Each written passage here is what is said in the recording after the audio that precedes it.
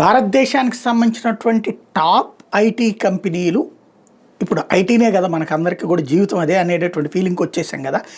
Top IT services అందిస్తున్నటువంటి కంపెనీలు TCS, Infosys, Wipro, HCl tech. వీళ్ళ నలుగురు కలిసి ఇండియాలో తీసేసినటువంటి ఉద్యోగాలు ఈ నెలలో 42,000, ఈ ఏడాదిలో 42,000 మంది ఉద్యోగాలను తీసేశారు.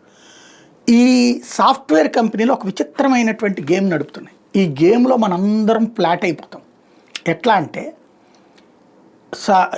విప్రో 1000 ఉద్యోగాలు ఇచ్చింది, లేకపోతే టీసీఎస్ 2,000 ఉద్యోగాలు ఇచ్చింది. ఇది మనం రాస్తాం చూస్తాం బాగానే ఉంటుంది. ప్రతి ఏడాది 20% ఉద్యోగాలు తీసేస్తారు, లే ఆఫ్స్ లేకపోతే ఏదో ఒక కారణాలతో 20% ఉద్యోగాలు తీసేస్తారు, కొత్తగా 20% ఉద్యోగాలు ఇస్తారు. ఈ ఇచ్చిన ఉద్యోగాలు రాస్తున్నారు కానీ పోతున్న ఉద్యోగాలు ఎట్లంటే వీళ్ళది అదే లెవెల్లో ఉంటుంది ఎంప్లాయ్మెంట్ రిక్రూట్మెంట్. మనం ఏం చేస్తున్నాం, ఇంతవరకే ఫోకస్ చేస్తున్నటువంటి పరిస్థితి. ఇక్కడ సమస్యల్లో ఏంటంటే స్థలాలు తీసుకోవడానికి, రాయితీలు తీసుకోవడానికి ఉద్యోగ అవకాశాలు కల్పిస్తున్నట్టు చూపెడుతూ అదనపు ఉద్యోగ అవకాశాలు ఎంత మేరకు కల్పిస్తున్నారంటే $1 మిలియన్ ప్రశ్న.